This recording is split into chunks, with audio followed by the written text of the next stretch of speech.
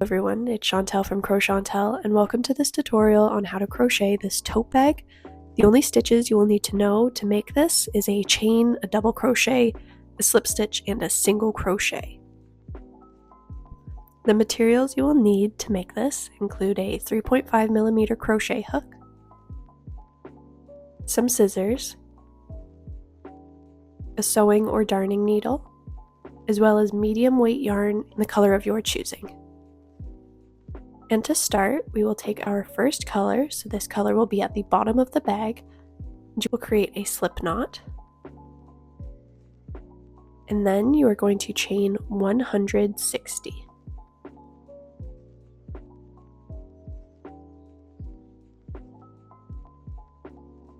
So I have finished my chain of 160. And now I'm going to make sure that it is flat by running my thumb across so there are no twists. And then once I get to the end of the chain, what you're going to do is flip it over. And in the last chain, we're going to do a slip stitch.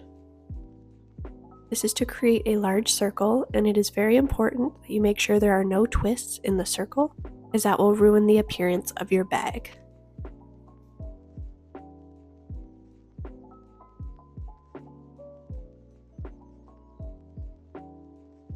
So we are going to chain 3, and this will count as the first double crochet, and then in the next 4 stitches you are simply going to do 4 double crochets.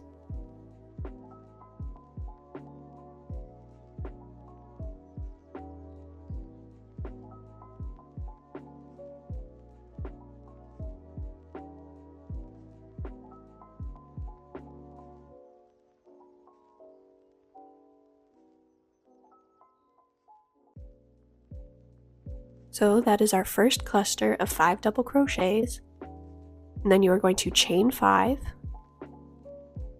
and then going along the bottom chain, you are going to skip 5 chains, and then in the 6th one you will do a double crochet, and this will be the start of the next 5 double crochet cluster.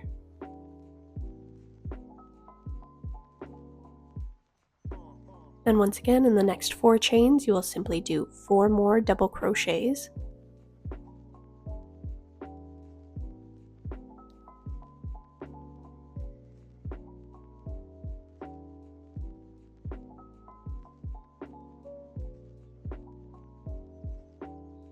And then once again, you will chain 5. And you are going to continue this process around the entirety of the chain. And I will come back once I have finished. And this is what your work should look like. And then to finish off the row, you are going to go in the 3rd chain of the first chain 3 that you did. You are going to slip stitch into it to fasten off. Simply cut a short tail. And if you would like, at this point, I would recommend putting a stitch marker that this is the bottom row, as it can get confusing and you may end up working from the wrong side. Now we are going to start on the next row, and I liked the look of the striped effect, so I'm using a different color, but feel free to use the same color throughout. And once again, you will create a slip knot and chain 160.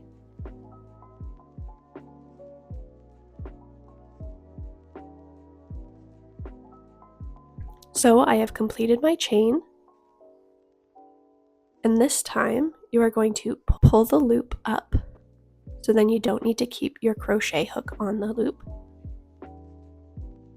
And for this process, I like to start at the beginning of the previous row. That way all of my loose ends are in the same spot, so it's easier for me to weave them in later on.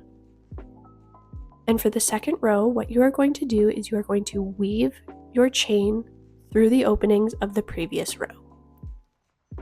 So I like to keep the front bit above, and then you pull the chain through the gap, tuck it in behind the next chain 5 cluster, and then pull it through to the front, through the next gap. And you're going to continue the process of weaving your chain in and out of the gaps so that it alternates with the blue chain being in front and then behind of the 5 double crochet clusters. Remember to keep your chain flat so that it does not twist.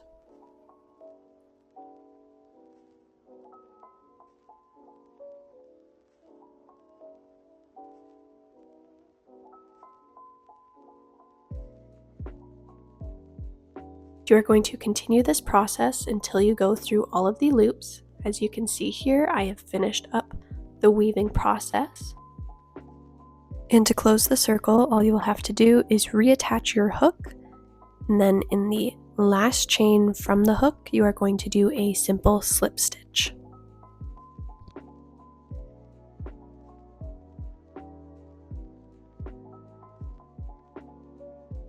And you are going to chain 3, and then in the next 4 stitches, you will do 4 double crochets to create the first 5 double crochet cluster of the row.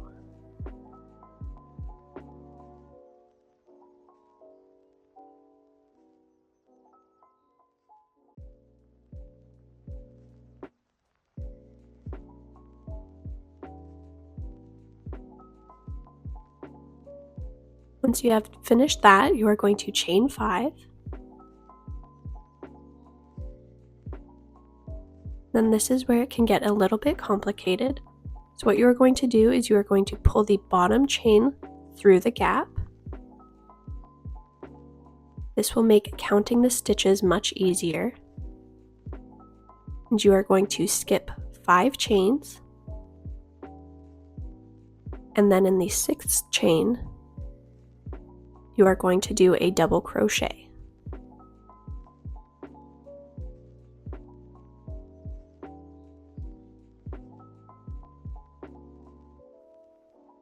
Then in the next 4 chains, you will do 4 more double crochets to finish this 5 double crochet cluster.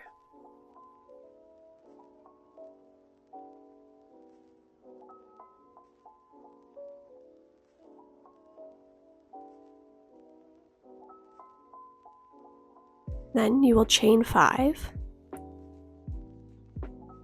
And then this time, since we are going to be doing a 5 double crochet cluster in the front, you're going to pull the chain up through to the front, count out 5 chains, and then in the 6th chain, we are going to do a double crochet to start the next 5 double crochet cluster.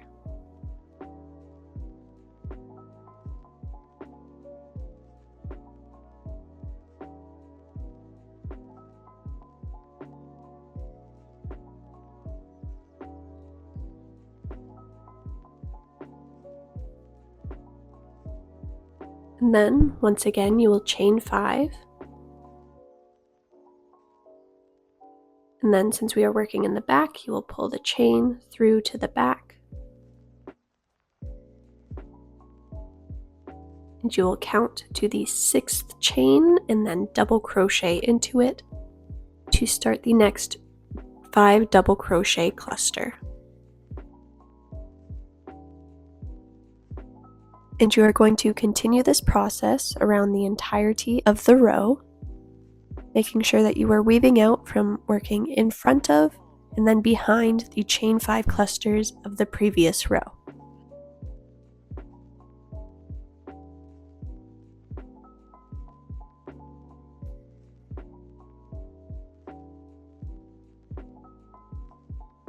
And this is what your work should look like by the end. As you can see, row 2 is weaving in front and then behind of the previous row in terms of the clusters. And then to finish the row, you will once again slip stitch into the 3rd chain of the initial chain 3 that we did to fasten off.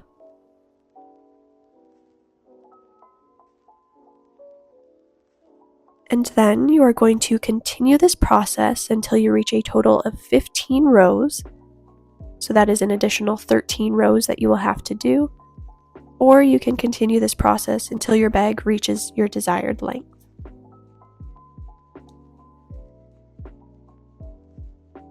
Then, once you have finished your 15 rows, you will flip your bag inside out and then fold it so that there is a chain 5 space on either end and that all of the chain 5 clusters of the first row are facing each other. And then once you have done that, you will simply single crochet across to close the bottom of the bag.